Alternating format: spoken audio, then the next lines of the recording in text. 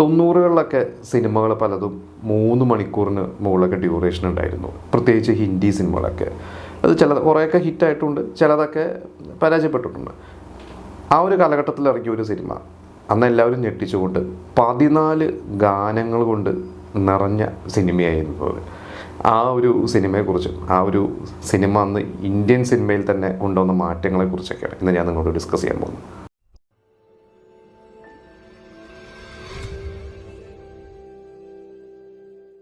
1989 release ചെയ്ത മേനെ Pyaar Kia എന്ന് പറയുന്നൊരു സിനിമ, സൽമാൻ ഖാൻ എന്ന് പറയുന്ന ഒരു നടന് നായകനായിട്ട് ഒരുപാട് ഗുണം ചെയ്ത ഒരു സിനിമയായിരുന്നു. അതിനുശേഷം അദ്ദേഹം സാജൻ എന്ന് പറയുന്ന ഒരു സിനിമയൊക്കെ ചെയ്ത് ഭയങ്കര ഹിറ്റായി. പിന്നെ ഒരു 92-3 കാലഘട്ടങ്ങളിലൊക്കെ കുറച്ച് സിനിമകളൊക്കെ അദ്ദേഹത്തിന് പരാജയപ്പെട്ട് അവസാനം സൽമാൻ ഖാൻ തിരിച്ചുവരവ് ഒരുക്കിയ സിനിമയാണ് ഹം ആപ്കെ ഹൈക്കോ.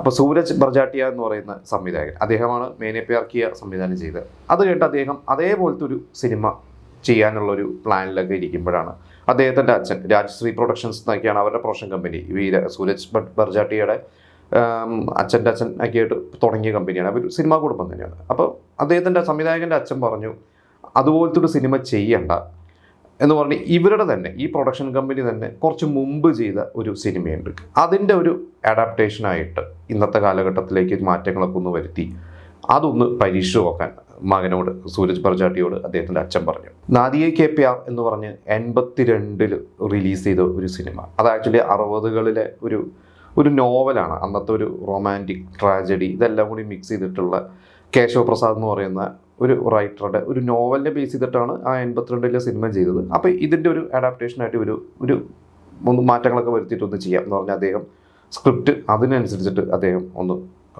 മാറ്റി എഴുതി. അങ്ങനെ അതെല്ലാം എഴുതി കഴിഞ്ഞപ്പോൾ എന്താ പറയുക, അന്ന് ഹിന്ദി സിനിമകളിൽ കൂടുതലും ആക്ഷനും വയലൻസും നമുക്കറിയാം കുറേ സിനിമകൾ. ഇപ്പം നമ്മൾ തന്നെ കുറച്ച് മുമ്പ് കൽനായക് എന്ന് പറയുന്ന ഒരു സിനിമയുടെ എപ്പിസോഡ് നമ്മൾ ചെയ്തിട്ടുണ്ട്. അപ്പോൾ നമുക്കറിയാം കൽനായക് എത്തരത്തിലുള്ള സിനിമയാണെന്ന് പറയാം. വയലൻസ് ഉണ്ട്, അതിൽ ആക്ഷൻ ഉണ്ട്, എല്ലാം ഉണ്ട്. അപ്പോൾ അന്ന് അമിതാഭ് ബച്ചൻ്റെ അഗ്നിപഥ് എന്ന് പറയുന്ന ഒരു സിനിമ, പിന്നെ കുറേ സിനിമകൾ ആ സമയത്ത് ഗോവിന്ദയുടെയൊക്കെ ചില സിനിമകളൊക്കെ ഇച്ചിരി റൊമാൻസ് ഒക്കെ ഇറങ്ങുന്നുണ്ടെങ്കിൽ കൂടുതലൊരു വയലൻസ് സിനിമകൾ അല്ലെങ്കിൽ ഒരു റിവെഞ്ച് ഡ്രാമ അതൊന്നൊരു മാറ്റം വന്നിട്ടുള്ള തരത്തിൽ ഉള്ള ഒരു സിനിമയായിട്ടാണ് അദ്ദേഹം അതിൻ്റെ ഒരു സ്ക്രിപ്റ്റും കാര്യങ്ങളൊക്കെ എഴുതിയത്. അപ്പോൾ ഇതൊക്കെ എഴുതി കഴിഞ്ഞിട്ട് ഇന്നിപ്പോൾ നമുക്കറിയാം അതിൽ സൽമാൻ ഖാനും മാധുരി ദീക്ഷിത്തുമാണ് അതിൽ പ്രധാനപ്പെട്ട നായകനും നായികയായിട്ട്. പിന്നെ ഒരുപാട് പേരുണ്ട്, അനുപം ഖേർ ഉൾപ്പെടെയുള്ള വേറെ ഒരുപാട് സ്റ്റാർ കാസ്റ്റ് ഉണ്ട്. പക്ഷെ അന്ന് എഴുതി വന്നു കഴിഞ്ഞപ്പോൾ ആദ്യം ഇവർ രണ്ടുപേരും അല്ലായിരുന്നു സംവിധായകൻ്റെ മനസ്സിൽ. അന്ന് പരാജയപ്പെട്ട് നിൽക്കുന്ന സൽമാൻ ഖാനെക്കാട്ടും താരമൂല്യമുണ്ടായിരുന്ന ആമീർ ഖാൻ്റെ അടുത്താണ് സംവിധായകൻ ആദ്യം ഇതിൻ്റെ ഒരു സ്ക്രിപ്റ്റൊക്കെ ആയിട്ട് പോയത്. പക്ഷേ എന്തോ കാരണങ്ങൾ കൊണ്ട് ആമീർ ഖാൻ അത് ചെയ്തില്ല. അപ്പോൾ പിന്നെ അടുത്ത ഓപ്ഷൻ ഇദ്ദേഹത്തിൻ്റെ മുമ്പത്തെ സിനിമ അഭിനയിച്ച സൽമാൻ ഖാനെ തന്നെ വീണ്ടും ഇതിലോട്ട് കൊണ്ടുവന്നു. പിന്നെ നിക്കി അനേജ എന്ന് പറഞ്ഞിട്ട് ഒരു നടി, അവരന്ന് സീരിയലുകളിലൊക്കെയാണ് കൂടുതൽ അഭിനയിച്ചിരുന്നത്. പക്ഷെ അത്യാവശ്യം ജനപ്രീതി ഉള്ള ഒരു നായികയായിരുന്നു അന്ന് മിനി സ്ക്രീൻ പ്രേക്ഷകർക്ക്. അവരെ അപ്രോച്ച് ചെയ്തിരുന്നു, പക്ഷെ എന്തോ അവരും ചെയ്തില്ല. അങ്ങനെ അത് വീണ്ടും മാധുരി ദീക്ഷിത്തിലേക്ക്. അപ്പോൾ ഇദ്ദേഹത്തിൻ്റെ ആദ്യം മനസ്സിൽ ഉണ്ടായിരുന്ന ചിലപ്പോൾ ഒരു പുതിയൊരു നായിക എന്ന രീതി, അതായത് സിനിമയിൽ അധികം അഭിനയിക്കാത്തൊരു നായിക, അത്ര സിനിമയിൽ പരിചിതമല്ലാത്തൊരു നായിക മതി എന്നുള്ള ധാരണയിലായിരിക്കും. പക്ഷെ എന്തായാലും കറങ്ങി തിരിഞ്ഞത് സൽമാൻ ഖാനും മാധുരി ദീക്ഷിത്തിലേക്കും തന്നെ എത്തി. അപ്പോൾ ആ ഒരു സിനിമ മേനെ പ്യാർ കിയ സിനിമ കണ്ടവർക്കൊക്കെ അതിൻ്റെ കഥ അറിയായിരിക്കും. അതിലൊരു ചേട്ടനും അനിയനും, അതിൽ ചേട്ടൻ ഒരു സഹോദരൻ, ഒരു വിവാഹം കഴിഞ്ഞ വേറൊരു കുടുംബത്തിലൊരു പെൺകുട്ടി, ഇവരുടെ തന്നെ ഒരു ഫാമിലി ഫ്രണ്ടിൻ്റെ മകളെ കല്യാണം കഴിക്കുന്നു. അതിനുശേഷം ഈ പറയുന്ന സൽമാൻ ഖാൻ്റെ സഹോദരൻ്റെ ഭാര്യയുടെ അതായത് ചേട്ടത്തിയുടെ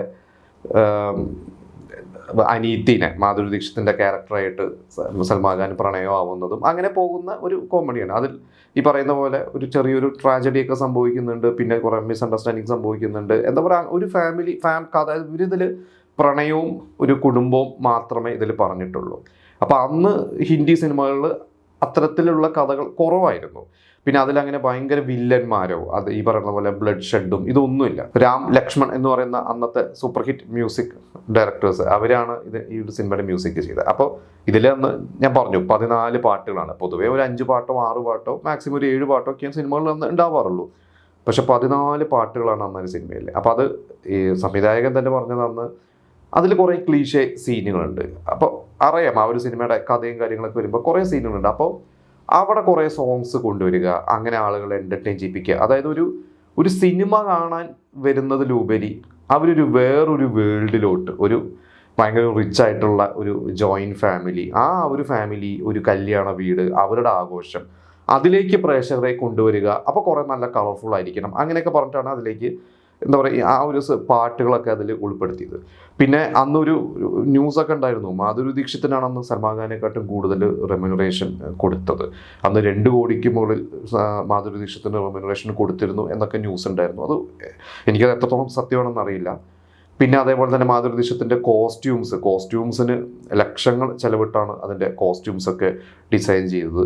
അങ്ങനെ എല്ലാം കൊണ്ട് അത്യാവശ്യം നല്ല കാശൊക്കെ അന്നത്തെ ഒരു ബഡ്ജറ്റിൽ അത്യാവശ്യം കാശൊക്കെ ചിലവാക്കിയിട്ട് തന്നെയാണ് ആ ഒരു സിനിമ ചെയ്തത്. ആ ഒരു സിനിമ അന്ന് 4 കോടി 5 കോടി ഏകദേശം ബഡ്ജറ്റാണ് ആ ഒരു സിനിമയ്ക്ക് സ്പെൻഡ് ചെയ്തത്. എന്നിട്ട് ആ സിനിമയ്ക്ക് തീർത്ത് കഴിഞ്ഞിട്ട് ഇവരൊരു സ്പെഷ്യൽ സ്ക്രീനിങ്ങും കാര്യങ്ങളൊക്കെ വെച്ചിരുന്നു. പക്ഷെ അന്ന് പല ആളുകൾക്കും അന്നത് ഇഷ്ടപ്പെട്ടില്ല. പല ഹിറ്റ് സിനിമകളും ഇതുപോലെയാണ്, നമുക്കറിയാം. പല ഹിറ്റ് സിനിമകളും ഇപ്പോൾ റിവ്യൂ ഒക്കെ കണ്ടിട്ട് ഓടില്ല എന്നൊക്കെ പറഞ്ഞ് പിന്നീട് അതിൻ്റെയൊക്കെ എന്താ പറയുക ചരിത്രം തിരുത്തി കുറിച്ച സിനിമകളൊക്കെ ഉണ്ട്. അത്തരത്തിലൊരു സിനിമ തന്നെയായിട്ട് ഈ പറയുന്ന ഹമ്മൊക്കെ ഹൈക്കോൻ മാറി. ഇത് കഴിഞ്ഞിട്ട് ഈ സിനിമ തിയേറ്ററിൽ ആദിത്യ ചോപ്ര, നമുക്കറിയാം ഇവരൊക്കെ ഒരു സിനിമാ കുടുംബമാണ്, സുഹൃത്തുക്കളാണ്. ആദിത്യ ചോപ്ര ഈ സിനിമ കണ്ടു കഴിഞ്ഞിട്ട് പറഞ്ഞു, ഗംഭീര സിനിമയാണ്, ഒരു മാറ്റവും വരുത്തേണ്ട കാര്യങ്ങളൊന്നുമില്ല. പക്ഷെ ഇതിലൊരു 2 പാട്ട് മുഴുവനായിട്ടും പിന്നെ അതിലൊരു പാട്ടിൻ്റെ കുറച്ച് സീക്വൻസുകൾ ഇതൊന്നും മാറ്റിക്കഴിഞ്ഞാൽ കുറച്ചും കൂടി ക്രിസ്പാവും എന്ന് പറഞ്ഞ് അത് മാറ്റിയിട്ടാണ് ആ സിനിമ തിയേറ്ററിലേക്ക് ഇറക്കിയത്. ആദ്യത്തെ ദിവസമൊക്കെ കുറച്ച് തിരക്ക് കുറവായിരുന്നു. പക്ഷെ പിന്നെ ആളുകൾ വന്നു, ആളുകൾ അത് എന്താ പറയുക, ആ ഒരു സിനിമ എത്രയോ മാസങ്ങളാണ് ആ സിനിമ തിയേറ്ററുകളിൽ ഓടിയത്. പിന്നെ എനിക്ക് തോന്നുന്നു ഈ ഒരു സിനിമയിൽ അവർ ആ പാട്ടുകൾ വീണ്ടും അവർ അതിലോട്ട് ആഡ് ചെയ്തു. ഇപ്പം അതിൻ്റെ 2 വെർഷനൊക്കെ അവൈലബിൾ ആണ്. ഏകദേശം 3 മണിക്കൂറിൻ്റെ മുകളിലുള്ള വേർഷനും പിന്നെ ഈ പാട്ടുകളൊക്കെ ആഡ് ചെയ്തിട്ടുള്ള വേർഷനും 2 വേർഷനും 194ഓളം മിനിറ്റുകൾ ആ ഒരു സിനിമയിലുണ്ട്. അപ്പം അന്ന് തമാശ രൂപേണൊക്കെ പറയും, 2 ഡയലോഗ് പറഞ്ഞാൽ ഒരു പാട്ട്, പിന്നെ വീണ്ടും 2 ഡയലോഗ്, കുറച്ച് സീൻസ്, വീണ്ടും പാട്ട്, ഇങ്ങനെയൊക്കെ തമാശ രൂപേണൊക്കെ അന്ന് പറഞ്ഞിരുന്നു. പക്ഷേ ആ സിനിമ എന്തായാലും അന്നത് അക്സെപ്റ്റ് ചെയ്തു. അന്ന് നാഷണൽ അവാർഡും കിട്ടിയ സിനിമയാണ്. അതിൻ്റെ കൊറിയോഗ്രാഫിക്ക് നാഷണൽ അവാർഡ് കിട്ടിയിട്ടുണ്ട്. അതുപോലെ തന്നെ മികച്ച ഏറ്റവും ജനപ്രീതി നേടിയ എന്താ പറയുക പ്രേക്ഷക പ്രീതി നേടിയ സിനിമ എന്ന് പറഞ്ഞിട്ടുള്ള നാഷണൽ അവാർഡ് അന്ന് കിട്ടിയിട്ടുണ്ട്. പിന്നെ ഫിലിം ഫെയർ അവാർഡ്സ്, അങ്ങനെ പല അവാർഡ്സും അന്ന് സിനിമയ്ക്ക് കിട്ടിയിട്ടുണ്ട്. ഇതിൽ സൽമാൻ ഖാൻ്റെ വോയിസ്, ആ പാട്ടുകളൊക്കെ SPB ആണ്. അന്ന് മേനെ പ്യാർ കിയ മുതൽ എത്രയോ വർഷം സൽമാൻ ഖാൻ്റെ ഏറ്റവും കൂടുതൽ സൽമാൻ ഖാന് വേണ്ടി വോയിസ് കൊടുത്തിട്ടുള്ളതും SPB ആണെന്നാണ് എൻ്റെ അറിവ്. പിന്നെ ഇതിലെ പാട്ടുകളൊക്കെ നമ്മൾ പറഞ്ഞു, ഇതിൽ ദിദി തെരാ ദിവാന എന്ന് പറയുന്ന ഒരു പാട്ടൊക്കെ എത്രയോ കാലം അന്ന് നമ്മുടെ നാട്ടിലും ഭയങ്കര എന്താ പറയുക ട്രെൻഡായിരുന്നു. ഗാനമേളകളിലൊക്കെ സ്ഥിരമായിട്ട് പാടിയിരുന്ന പാട്ടുകൾ, അല്ലെങ്കിൽ കല്യാണ കാസറ്റുകളിൽ അന്ന് അങ്ങനെ ഒരു ട്രെൻഡ് ഉണ്ടായിരുന്നു. കല്യാണ കാസറ്റിൽ പാട്ട് ആഡ് ചെയ്യുക എന്ന് പറയുന്ന ഒരു ട്രെൻഡ് ഉണ്ടായിരുന്നു. കല്യാണ കാസറ്റുകളിലും ഒക്കെ ആ പാട്ട് തന്നെയായിരുന്നു അന്ന് സ്ഥിരമായിട്ടുണ്ടായിരുന്നത്. പിന്നെ അത് തമിഴിലും തെലുങ്കിലും ഒക്കെ ഡബ് ചെയ്തിട്ട് ഇറക്കിയിരുന്നു. അതിൽ തെലുങ്കിൽ ഡബ് ചെയ്തിട്ട് തെലുങ്ക് ആന്ധ്രാപ്രദേശിലും അത് 100 ദിവസവും 150 ദിവസവും ഒക്കെ ഓടിയിട്ടുണ്ട്. അവിടുന്ന് കുറേ കോടികളൊക്കെ കളക്ട് ചെയ്തിട്ടുണ്ട്. പിന്നെ ഇതിൻ്റെ വേൾഡ് വൈഡ് കളക്ഷൻ പിന്നീട് 2010 ഇപ്പോൾ ബോഡി ഗാർഡ് പോലത്തെ സിനിമകളോ ഒക്കെ സൽമാൻ ഖാൻ ചെയ്ത സമയത്തൊക്കെ ഈ 100 crore ക്ലബ്ബ് എന്ന് പറഞ്ഞ് നമ്മൾ അന്നൊക്കെ കേൾക്കാൻ തുടങ്ങിയത്. പക്ഷേ ഈ സിനിമ അന്നേ 100 കോടിക്ക് മുകളിൽ കളക്ട് ചെയ്തിട്ടുള്ള സിനിമയാണ് വേൾഡ് വൈഡ്. അതിൽ ഓൾമോസ്റ്റ് ഇന്ത്യയിലെ കളക്ഷൻ തന്നെ 100 കോടി എടുത്തും പിന്നെ ഓവർസീസൊക്കെ ഒരുപാടൊക്കെ കളക്ട് ചെയ്ത്. അപ്പോൾ അന്നേ സൽമാൻ ഖാൻ 100 crore ക്ലബ്ബിൽ കയറി പറ്റിയിട്ടുള്ള ഒരു നടൻ തന്നെയായിരുന്നു. ആ ഒരു സിനിമ ഒരുപാട് പേരെ ഇൻസ്പയർ ചെയ്തിട്ടുണ്ട്. ഞാൻ പറഞ്ഞു, ഒരുപാട് പേരെ ഇൻസ്പയർ ചെയ്തത് മാത്രമല്ല, അതുപോലത്തെ സിനിമകൾ പിന്നീട് ചെയ്യുക എന്നുള്ള ഒരു ട്രെൻഡും വന്നിട്ടുണ്ടായിരുന്നു. അതിൽ ആദിത്യ ചോപ്ര അതിനുശേഷം ഈ പറഞ്ഞ പോലെ നമ്മുടെ ദിൽവാല ദുൽഹനിയ ലേ ജായേംഗെ എന്ന് പറയുന്ന ഒരു സിനിമ ചെയ്തു. കരൺ ജോഹർ കുച്ച് കുച്ച് ഹോത്താ ഹൈ ചെയ്തു. അപ്പോൾ ഇവർക്കൊക്കെ ഈ സിനിമ കണ്ട ശേഷം, ഹം ആപ്കോ കണ്ട ശേഷം ഒരു എന്താ പറയുക വേറൊരു തരത്തിലുള്ള സിനിമകൾ ചെയ്യാം, ഇവിടെ ഒരു വേറൊരു തരത്തിലുള്ള ഓഡിയൻസിനെ അവർ തിയേറ്ററിലോട്ട് വീണ്ടും കൊണ്ടുവരാം. കാരണം അന്ന് തിയേറ്ററിലേക്ക് ഫാമിലി ഓഡിയൻസ് വരുന്നത് കുറഞ്ഞുണങ്ങിയ ഒരു സമയമായിരുന്നു അവിടെ ഹിന്ദിയിൽ. പിന്നെ ഈ ഒരു സിനിമയ്ക്ക് വേണ്ടി പല തിയേറ്റേഴ്സും അവരുടെ ടെക്നോളജി, അവരുടെ സൗണ്ട് സിസ്റ്റവും അപ്ഗ്രേഡ് ചെയ്തു എന്നാണ് പറയുന്നത്. കാരണം തിയേറ്റേഴ്സൊക്കെ അന്ന് ഇത്രയൊന്നും ടെക്നോളജി വൈസ് ഒന്നും അവരന്ന് അത്ര ഇതായിരുന്നില്ല. പക്ഷെ ഈ ഒരു സിനിമയുടെ സോങ്സും അതിൻ്റെ ആ ഒരു ഇതൊക്കെ, അത് നല്ല ഒരു തിയേറ്ററിൽ നല്ല സൗണ്ട് സിസ്റ്റം ഒക്കെ ഉണ്ടെങ്കിൽ മാത്രമേ ആളുകൾക്ക് എൻജോയ് ചെയ്യാൻ പറ്റുള്ളൂ എന്ന് മനസ്സിലാക്കി തിയേറ്റേഴ്സ് ഈ ഒരു സിനിമയ്ക്ക് വേണ്ടി അപ്ഗ്രേഡ് ചെയ്തു.